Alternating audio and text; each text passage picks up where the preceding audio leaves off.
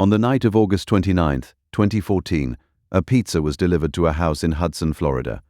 The order was paid for with a debit card belonging to a woman named Margaret Brown. The delivery driver handed over the food, took the card, and drove away. He would testify about that 30 seconds 3 years later in a courtroom because of one detail he could not have known at the door. Margaret Brown was already dead. So was her husband. So was her daughter.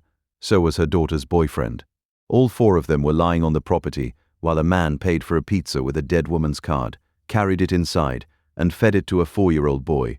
The man was Adam Matos. The 4-year-old was his son.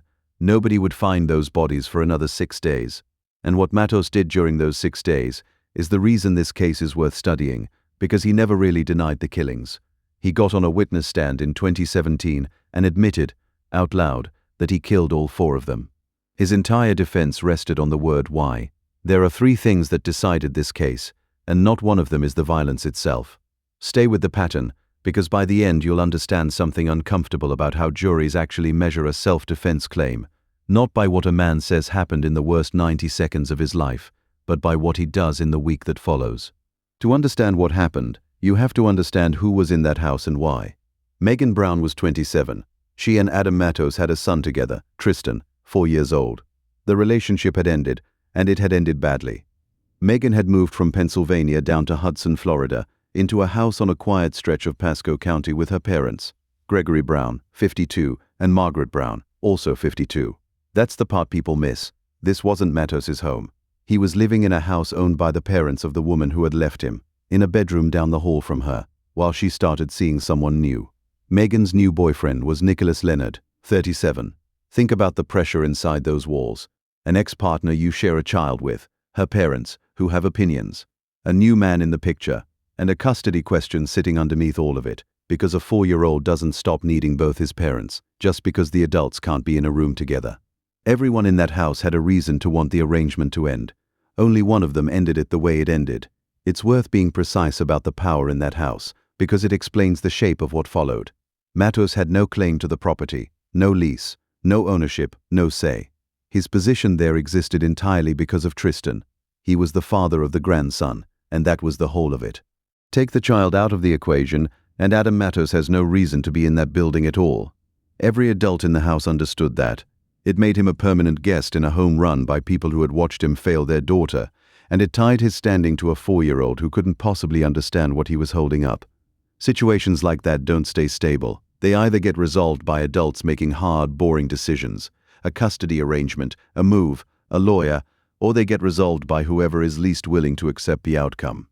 By August 28, 2014, contact with the family stopped. Calls went unanswered. Messages went nowhere. 4 adults simply went quiet, all at once, in the same house. And for 6 days, the world outside that house didn't notice. Here is where this case is unusual. Most of what we know about the killings comes from the man who did them. Because in November 2017, Adam Matos took the witness stand in his own defense and walked a jury through it. His account went like this. It started with Nicholas Leonard. Matos testified that Leonard came at him, choked him, held a gun to his chest. His words on the stand, "I felt like I was going to die." He said he grabbed a knife from a dresser and stabbed Leonard repeatedly while wrestling for the gun. Then he said, Gregory and Megan came into the room. He claimed Megan told her father to shoot him. He followed them toward the master bedroom closet, where the guns in that house were kept, and he shot Gregory Brown in the back. Then he fired toward a corner where Megan was hiding. The bullet found her. In his own testimony, this is the moment where the story changes shape, because he described what came next like this. "I lost it completely. He had just killed, in his words, the woman he loved, the mother of his child." Then he went back to Nicholas Leonard, who was not yet dead. He said he grabbed a hammer off the floor and, again his own words, "just kept hitting until I couldn't anymore." And then there is Margaret Brown, and this is where the self-defense argument stops working, even inside his own version of events. Margaret wasn't killed in the fight. By Matos's own admission on that stand, she was killed 5 hours later. He said paranoia convinced him she was going to kill him. He beat her with the hammer in the hallway by the garage. Then he put a bag over her head and sealed it with tape. Sit with those 5 hours. Enough time to think, to leave, to call 911, to do literally anything other than what he did. And at the end of them, a 4th killing, a 52-year-old woman who had not attacked anyone. Self-defense is a claim about a moment, What Matos described was not a moment. It was an afternoon with a 5-hour intermission. And there is one more thing about those 5 hours, and it is the detail the sentencing judge could not get past. Tristan was there, 4 years old, in the house, the whole time. The judge would later put it in feet. The boy was either in the room or within 65 to 70 feet when his mother was shot and his grandfather was shot. It was 6 o'clock in the evening. He wasn't asleep. He wasn't locked away somewhere. So picture the intermission honestly. A man sits in a house for 5 hours with his 4-year-old son and with the boy's dead mother and dead grandfather. And then he gets up, goes downstairs, and kills the boy's grandmother too. This is the part of the case that actually convicted him, and it has nothing to do with the killings. He stayed. That's the first thing. 4 people were dead on the property, and Adam Matos remained in that house with his 4-year-old son. On August 29th, he ordered pizza using Margaret Brown's debit card. The delivery driver would later testify. He listed the family's belongings on Craigslist. He sold their purebred dogs, $50 each. The people who came to buy them would also testify, 3 years later, describing the ordinary transaction they had at a house where 4 bodies lay. He asked a neighbor whether there were any surveillance cameras around the area. That is not the question of a man in shock. That is the question of a man taking inventory. He went out and got drunk in a bar with a next-door neighbor. And he went shopping. Investigators established that Matos bought a shovel, and he paid for it with a card belonging to one of the people he had killed. Think about the sequence that requires recognizing you have a problem, identifying the tool that solves it, getting to a store, selecting the item, standing in a checkout line among strangers, handing over a dead person's card and waiting for it to clear. He washed the blood off. He tried to bury the bodies and failed. The ground defeated him, so he moved them instead, loading them and taking them to a rise of ground near the property, where he stacked them on top of one another and left them in the Florida heat at the end of August. Every one of those steps left a trace. A card swipe generates a record with a timestamp. A store has cameras. A Craigslist post has a listing history. A pizza order has an address and an account. Matos spent 6 days behaving like a man managing a problem, and every act of management wrote a line in the case that would eventually be read back to him. The defense had an explanation for all of it. They called it a paralysis of the soul. The argument that a man in profound psychological shock behaves in ways that look monstrous from the outside, but are really the misfires of a broken mind. The prosecution's answer was simple and devastating. Shock does not comparison shop. Shock does not ask about cameras. Shock does not post a dog on Craigslist and negotiate a price. Every single one of those acts required Matos to talk to a stranger in a normal voice and successfully pretend that nothing had happened. He did it over and over for 6 days. That is the second thing that decided this case. On September 4, 2014, someone finally asked for a welfare check on the family. 6 days of silence from 4 adults was, at last, enough. Deputies came to the property. Nobody answered. What they noticed first wasn't a sound or a broken window. It was the smell. And then they looked up. Down the street, over an open stretch of ground, birds were circling. That is how the Brown family was found. Not by a search team, not by a tip, not by a confession. 4 sheriff's deputies followed a smell and a pattern of birds in the sky to a rise of open ground, and there they were, 4 bodies stacked on top of one another, 6 days into a Florida summer. Then came the detail that turned a homicide scene into a manhunt. There was supposed to be a child in that house. Tristan, 4 years old, was not there. Neither was Adam Matos. The following day, September 5th, authorities tracked Matos to the Floridan Hotel in downtown Tampa. SWAT teams from the Pasco County Sheriff's Office and Tampa Police swarmed the building before dawn. He was taken into custody without incident. His son was with him, and the boy was physically unharmed. Consider what that week looked like from the child's side. 6 days in a house, then a hotel with his father, while the search for him ran on the news. He was 4. He was, in the most literal sense, the only witness who was never a witness. The physical case against Matos came out of the water. Investigators recovered a haul from a nearby canal, 2 rifles, a handgun, crossbows, ammunition, and the hammer. The murder weapon in 2 of the 4 deaths, thrown into a canal by a man the defense would later describe as too psychologically shattered to think straight. Inside the house, blood evidence was found in multiple locations, including the garage. Forensic investigators walked the jury through the scene room by room. DNA tied Matos to it. A forensic analyst laid out the physical story. The lead detective on the case testified to how it was assembled. None of this was in dispute in the way physical evidence usually is. Matos wasn't arguing he'd never been there. He was arguing about his state of mind. So the physical evidence did something slightly different from its normal job. Instead of proving who, it tested whether the story he told about why could survive contact with the scene. It couldn't. The prosecution's argument came down to 2 points a jury could hold in their hands. First, the sheer brutality of what happened to Nicholas Leonard, a man stabbed, then returned to and beaten with a hammer until the man swinging it was too tired to continue.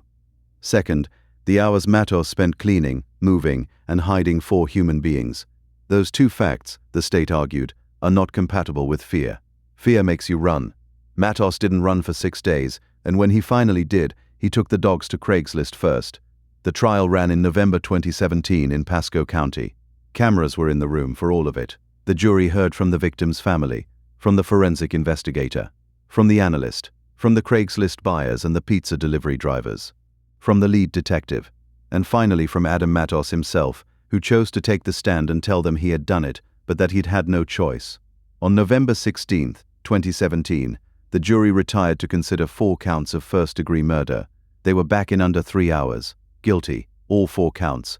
And then came the part of this case that almost nobody predicts correctly. Florida was seeking the death penalty, and under Florida law, a death sentence requires all 12 jurors to agree. On 3 of the 4 counts, 10 of the 12 voted for death. On the 4th count, the count for Margaret Brown, the woman killed hours after the others, with a bag taped over her head, 11 of the 12 voted for death. 11-1. One juror, on the worst count of the 4, was the entire distance between Adam Matos and a death sentence. Because the vote was not unanimous, the recommendation was life. That single holdout is worth pausing on because it tells you something true about juries that verdicts usually hide. 12 people sat through the same weeks of testimony. They saw the same crime scene photographs, heard the same hammer described, watched the same man take the stand and explain himself. 11 of them concluded he should die for what he did to Margaret Brown. 1 did not. We will never know why. Jurors aren't required to explain themselves, and that privacy is deliberate. But the design worked exactly as intended. A punishment that cannot be undone requires agreement that cannot be doubted, and here it wasn't there. At sentencing, Judge Mary Hansel offered Matos the chance to speak. He went to the podium and apologized. He said he was sorry to the families of the victims, that he knew it wasn't enough, and that he hoped they wouldn't hold on to hate in their hearts. Then the judge answered him. And what she said is the clearest account of this case that anyone produced in 3 years of hearings. So listen to her say it. She began with the juror who saved his life. That means one person on that jury felt enough sympathy, mercy for you that they decided that you did not deserve the death penalty. She told him she believed in the system and that the 12 had made up their minds.